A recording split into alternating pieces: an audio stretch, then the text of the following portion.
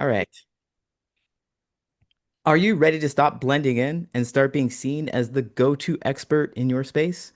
This month at the CEOs networking event, we're welcoming powerhouse business coach Angie Giltner, CEO of Creating Fierce Female Titans.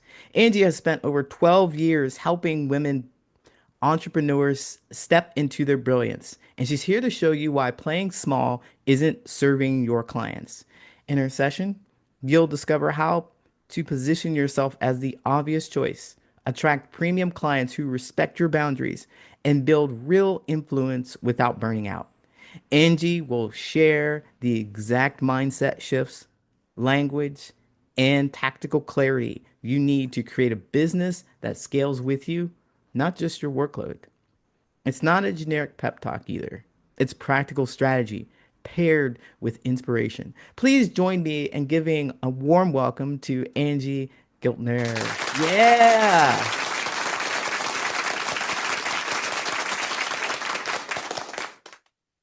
Well, my goodness, thank you so much. I hope I can live up to the words on the page about me. Some of you I have the pleasure of knowing, some of you I am meeting for the first time today. So, all right, let's dive right in since you know a little bit about me. And who knows how many more days there are until January 1st of 2026? Anyone? Ish. So I will tell you, yeah, you'll have to Google it, right? There's 119 days left before January 1st, 2026. And if that didn't make your butt pucker just a little bit, then I'm not sure what will, because with the ending of Q3 and beginning of Q4, just very, very quickly. It's in like 29 days. Um, Looking back over the year, did you meet the goals that you had set for yourself? Are you on track to meet those bigger goals that you have set for yourself? You know, um, where are things at with your business? And for some people, they don't know. They're not sure. They're not sure exactly where they're landing. They've accomplished some goals, but maybe not all the goals. They're somewhere headed towards accomplishing their bigger goal. And everyone is different in that regard. But I'm going to share with you a tool. It is not a sexy tool. I will just tell you that right now.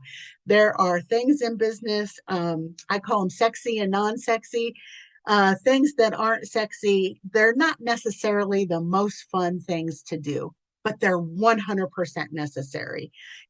Like brushing your teeth isn't necessarily sexy, but it's just 100% necessary for you to do to maintain your pearly whites and make sure that, it staves off all kinds of things. So, and then there's the sexy stuff that we get to do, like serving our clients and things that really light us up. And so that's the difference there.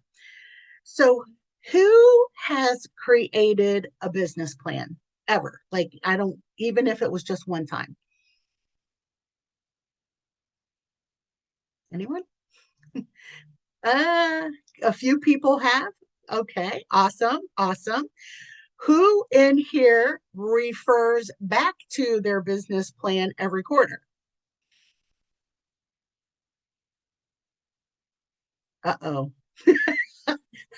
Not seeing much in the chat.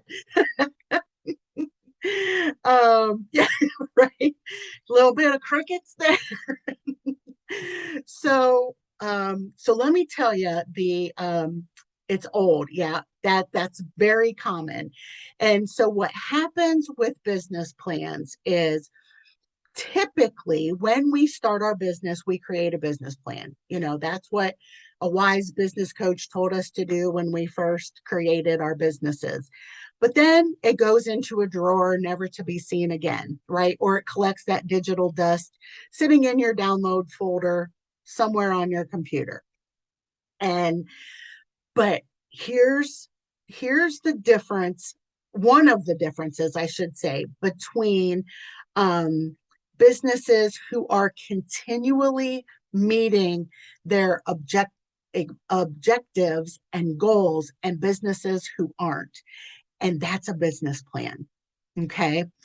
And a business plan is actually a living and breathing and working document that I don't say it always has to be top of mind, but every quarter looking back through and say, okay, am I on track? Am I headed in the direction that I initially set out? What's changed? And maybe the direction has shifted, and that's okay. You just make those adjustments inside of your business plan. And one of the things I like to do when it comes to a business plan is I like to keep my old ones for comparison. So I have all my old business plans, and I'm an old fashioned because I'm about to be 50 plus 4 years old. So I'm a little older, and I've been in business for 12 years. And so I like old fashioned paper, and I have a whole big 3 ring binder of all my previous business plans. And oh my, how my business has changed. But it's such a great reminder to also see how far I've come, to see how far I've come in my language. Like my initial language was very I will say employee mindset, where now my business plans are very CEO mindset. And those are two very, very different things. And so I'm even wording things differently because I'm not only thinking like a CEO, I'm acting like a CEO, I'm writing like a CEO versus being an employee. Because some people, when they create their business, they really create a job for themselves. And if that's what you want, great. I mean, who am I to say what's best for you, right? If you wanted to create an online job, fantastic. But if you want to create a business, it's very, very different. And so that requires a business plan. And this is usually the time when people go, oh, that sucks so bad. Or they want to throw like the rotten tomatoes at me and go, bah, I don't want to do it, or something like that. But I'm going to tell you that to truly understand and be on top of every aspect of your business, you have to do the non-sexy work of the business plan. And I'm going to put in the chat whenever I'm done, I'm going to put a link to, because I get this question a lot, like, what do I say? How do I say it? What do I say? Why does it matter? And all those different types of things. And because if you don't fully understand your business inside and out in every aspect of your business, which a business plan will do for you, how are you going to explain that to your clients? Right. And they might ask you a question about something that would be in your business plan. And you're like, uh, you know, pray that you give a right answer or say, I'm not sure, which it's okay to say, I'm not sure. I can get back to you on that. That's perfectly acceptable to say. I would rather have you do that than just make something up. So by knowing that and being able to fully understand your business and create and looking at it every quarter and say, okay, am I truly on target to get to where I want to be? What's changed? All of those types of things.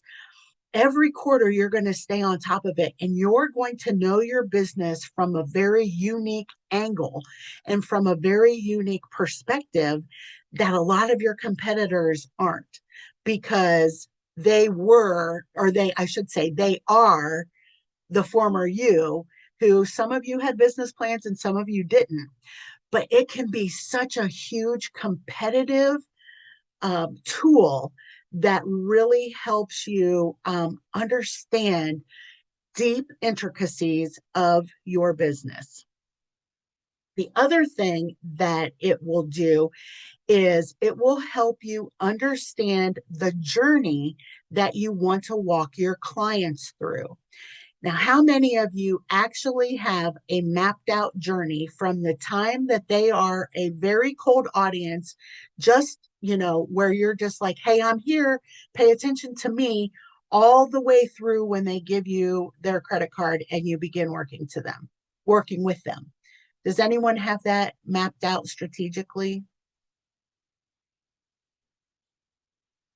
Oh, I see the chat just kind of sitting there. um, so Lori's working on it. Good job. You must have a really good coach. The client journey is so important because if you aren't sure of where, awesome, Brenda Lee's, if you aren't sure the journey that you're taking your clients on, how are you going to take them on it? And so, 30 like, seconds. okay.